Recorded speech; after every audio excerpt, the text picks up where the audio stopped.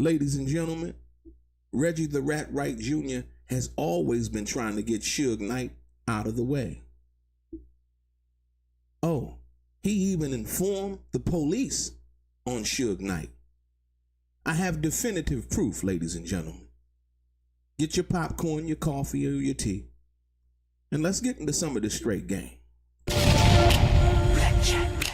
Life is like some cards.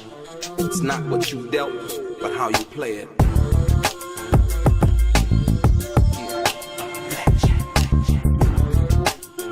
Play each situation correctly. I remember they used to laugh at a brother.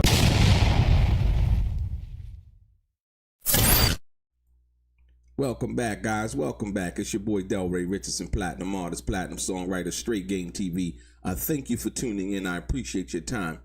Do me a favor, click on the thumbs up button. Also, subscribe to the channel if you have not already. And like I always say, if you want to be one of the first people notified when I drop some of this straight game, please do me a favor and click on what appears to be that little bell notification. And please, please share the videos on your by sharing, click sharing. Yeah. From that perspective, I'm gonna get right into it. Ladies and gentlemen, shout out to J Mix. I want to show you that Reggie the Rat Wright Jr. has always been trying to get rid of Suge Knight so that he could possibly take over Suge Knight's empire, right? And so now, not only take over his empire at the time, but now even hijack his stories. Ladies and gentlemen, pay attention to this. So there was a story about Reggie the Rat Wright Jr. Trying to get Suge Knight's probation revoked, right? And this was in 1996. This was shortly after the death of Tupac Shakur, but before Suge was even going through the situation where he actually got violated for the situation at the MGM Grand, and he received 9 years. But check this out. It was discussed by J Mix. J Mix had did a video and he had the paperwork, and he talked about an Officer Knox. The sad part about it is Reggie the Rat Wright Jr. denied, talking to any kind of police, never talking to LAPD or anything like that. He blamed it on, well, me and Suge, we had went down there, and it was in relation to, the boys that had got the gun pulled out on them by Suge at the studio and so on and so forth. It was an outright lie. Here's the paperwork, and I want you to check this out. This is serious, ladies and gentlemen. Why do I call him Reggie the Rat Wright Jr.? I'm going to show you how deceptive, how snake-like, how conniving Reggie the Rat Wright Jr. has been. I need you to pay attention to this. Check it out. So, on 9/16, ladies and gentlemen, listen to me. When did Tupac die? When did Tupac die? Tupac died on 9/13. This is 3 days later, ladies and gentlemen. 3 days later after Tupac's death, right? Watch officers Jeter and Yamamoto were working a crime suppression detail to address gang activity problems at Death Row Records. 18730 Oxnard Street, Suite 211. Officer Jeter spoke with the head of security at Death Row, Reggie Wright, and was informed, listen ladies, and was informed by Mr. Wright that since the death of Tupac 3 days earlier, since the death of Tupac, Mary and Suge Knight was now using gangsters, Bloods from Compton, as his own personal bodyguards, and that they were armed. Officer Jeter was familiar with Knight's personal vehicle, which was there at the time at approximately 0500 hours. Jeters and Yamamoto observed 4 vehicles. This conversation basically led to an attempted felony stop of Suge Knight within hours. He watched the 4 vehicles leave Death Row Records in gang caravan fashion.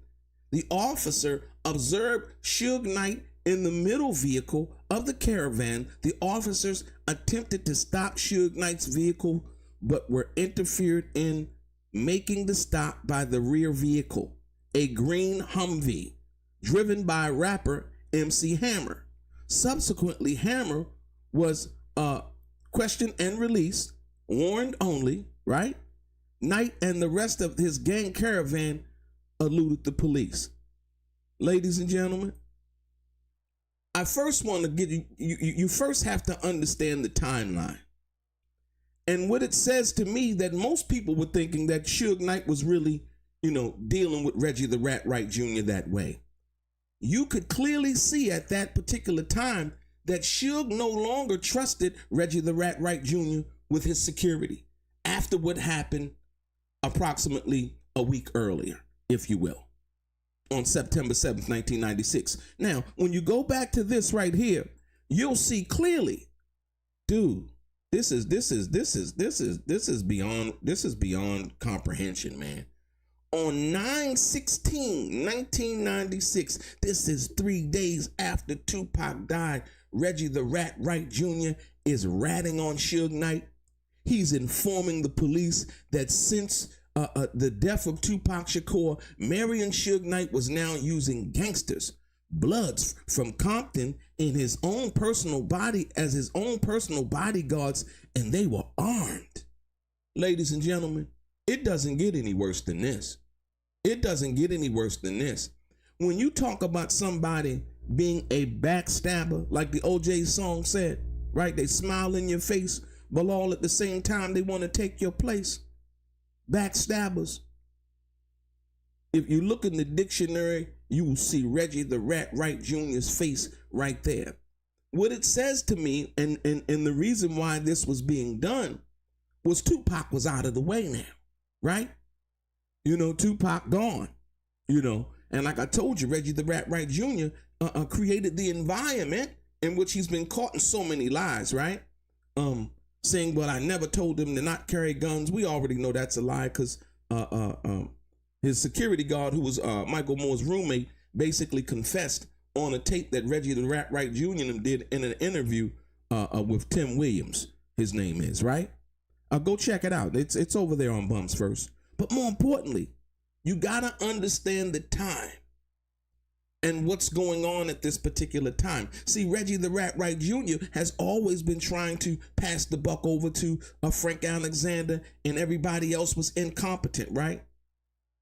But here, Reggie the Rat Wright Jr., 3 days after Tupac's death, is informing the police that Suge Knight is now using gangsters, Bloods from Compton, has his own personal bodyguards, and that they were armed. He was snitching as Suge Knight was right there outside in the parking lot, and they observed the vehicles leaving, and they tried to pull him over based on the information that Reggie the Rat Wright Jr. provided against the guy who ultimately set him up to have a job, to have a company, and do all of these things. Ladies and gentlemen, if you do not understand who Reggie the Rat Wright Jr. is, from this right here, and like I said, you got to take into consideration the time.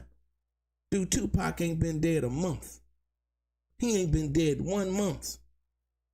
And Reggie the Rat Wright Jr. has already flipped on Suge, because what he realized was that now, after being fired by Tupac on the 27th, less than 30 days ago, prior to Tupac's being shot and succumbing to the gunshot wounds, right?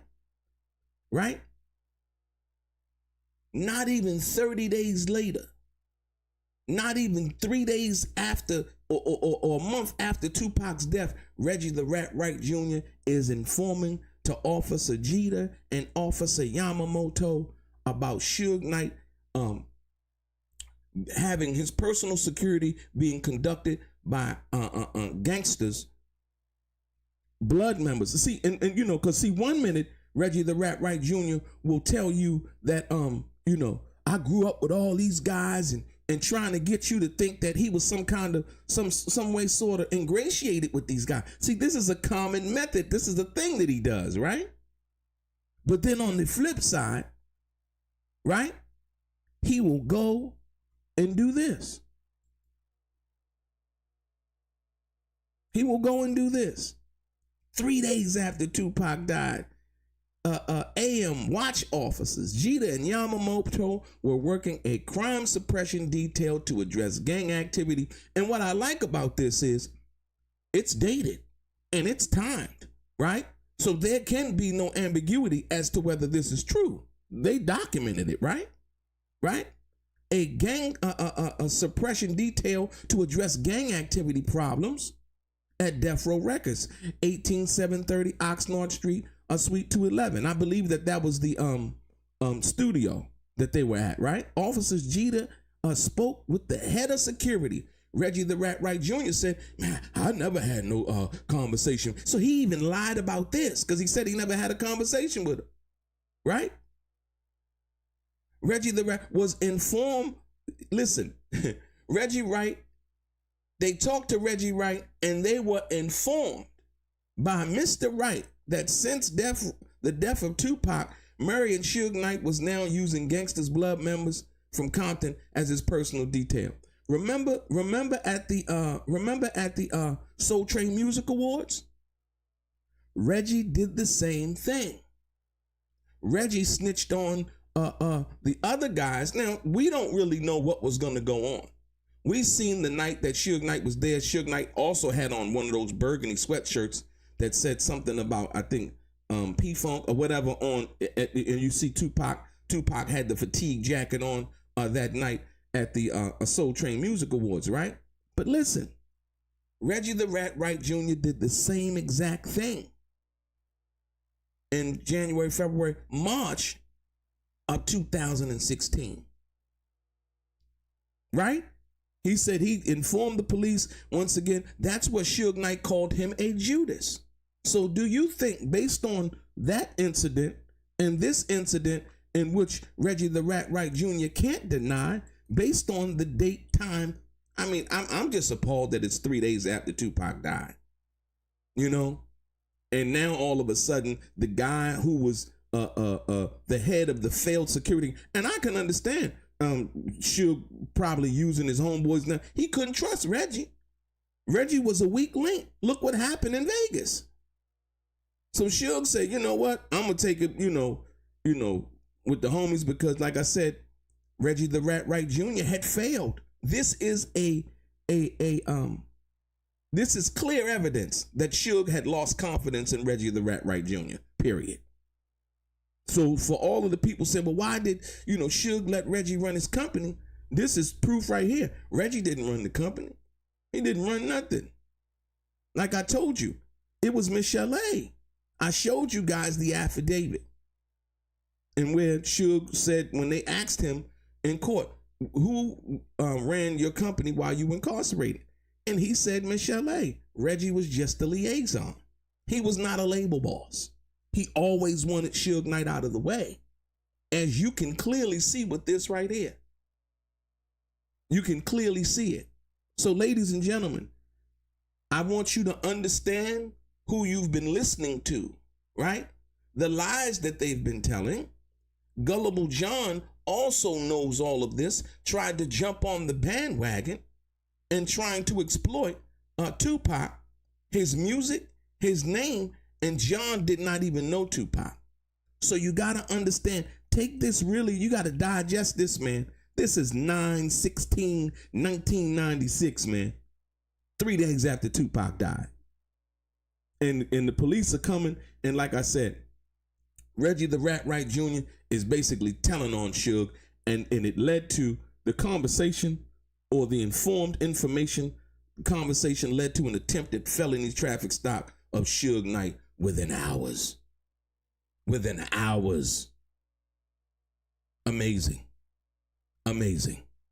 Ladies and gentlemen, like I said, you see what it is now that's going on. This is the reason why Suge Knight called Reggie the Rat Wright Jr. a Judas. Your boy DELRAY, straight game.